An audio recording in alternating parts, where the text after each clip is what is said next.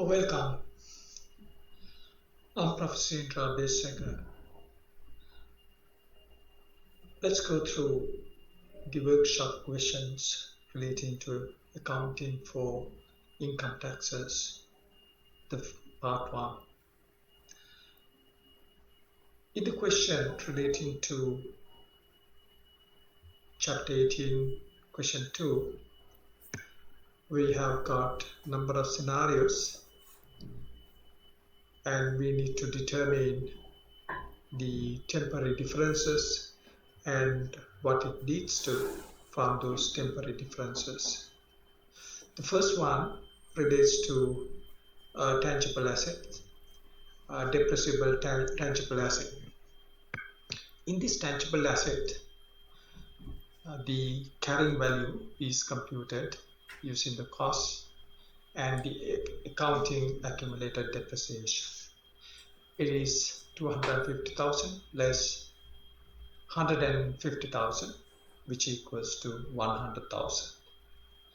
The tax base, which is equivalent to the carrying value, is calculated using the taxation laws, and the cost of the machinery is, as in the accounting records, 250,000, which is the cost, but the accumulated depreciation is determined using the taxation laws, and that comes to 250,000 because the useful life of that asset is different from the accounting estimates, which shows that for the given year that the tax base is 0 because the asset has been fully depreciated. What it means is that the carrying value is greater than the tax base, which indicates to us there would be greater future cash flows from the carrying value, and because of the future cash flows, it will give rise to tax liability or future tax liability. This difference is called the temporary difference, which is 100,000 minus 0, 100,000, and that becomes a taxable difference, and 30% of that becomes the deferred tax liability. In question 14, the question is about the accrued product warranty costs.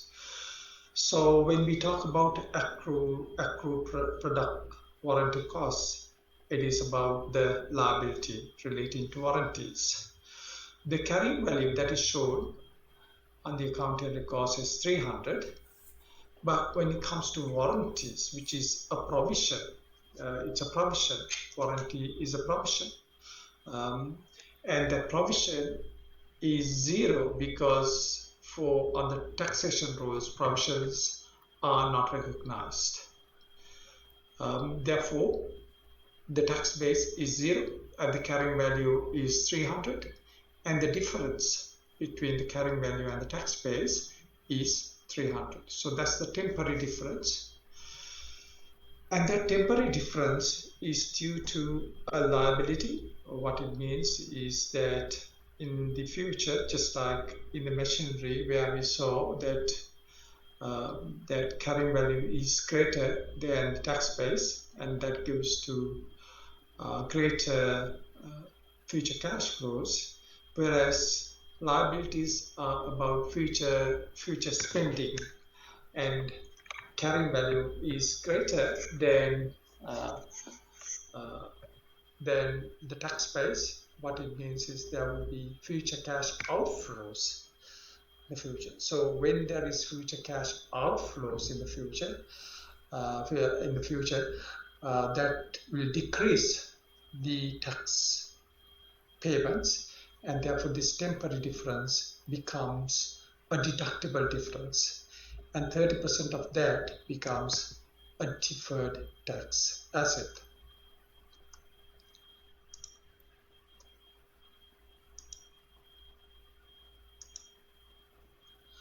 The next one is about accounts receivable, and that's question 15. In the accounts receivable, the carrying value that is shown there is 240,000. So the carrying value is computed in accounting records using the accounts receivable, which is the gross value, and then we use the contra account, which is the provision for doubtful debts, and we take the difference or the net of that, which is 240,000. Whereas for tax purposes, account receivable is the gross value. So we have carrying value of 240,000 and the tax base is 300,000, and there's difference between the two, and that difference is 6,000. So what it indicates to us here is that the carrying value is less than the tax base. That means the future cash inflows will be less.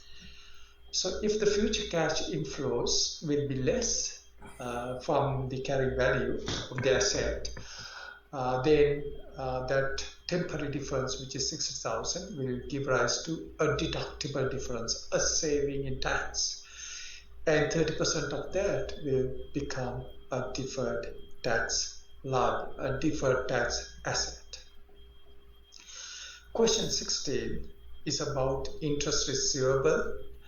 Interest receivable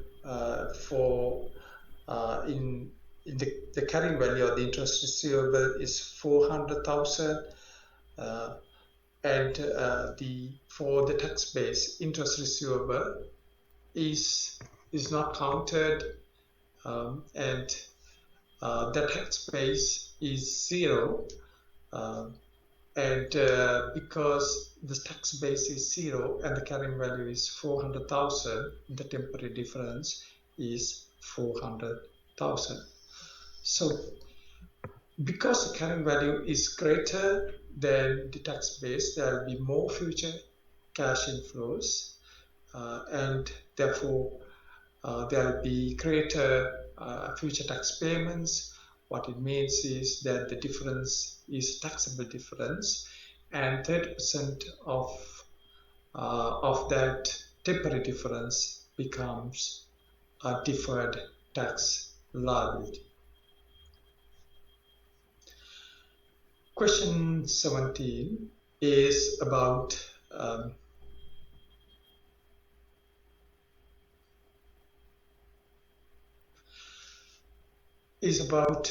the prepaid rent. The carrying value of the prepaid rent, which is shown as an asset, is 400,000, but the tax base is 0 because when the prepaid rent was made, that cash payment was deducted for tax purposes. So now when it appears for this year, the carrying value is 400,000 and there's no further deduction for tax purposes. Therefore, the tax base is 0. And the difference between the carrying value and the tax base is the temporary difference of 400,000. Now, because the carrying value is greater than the tax base, there will be more future cash inflows. Because of that more future cash inflows or savings, 30% of that 400,000 becomes a deferred tax liability.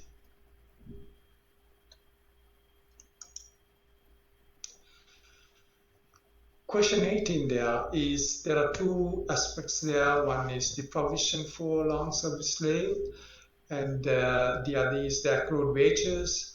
And provisions are not allowed for tax purposes. Provisions are not counted as of any value because there's no cash involved. It's not considered as a current payment, current obligation for tax purposes. Therefore, the carrying value is 500,000 and the tax base is 0. And the difference between the two is the temporary difference of 500,000. Because the carrying value is greater than the tax base, what it means is that the carrying value will lead to a greater cash outflows. When there's greater cash outflows, there will be savings in tax, and and the 30% of 500,000 will give rise to a deferred tax asset. But when it comes to accrued wages, the carrying value and the tax base is same, therefore there's no temporary difference.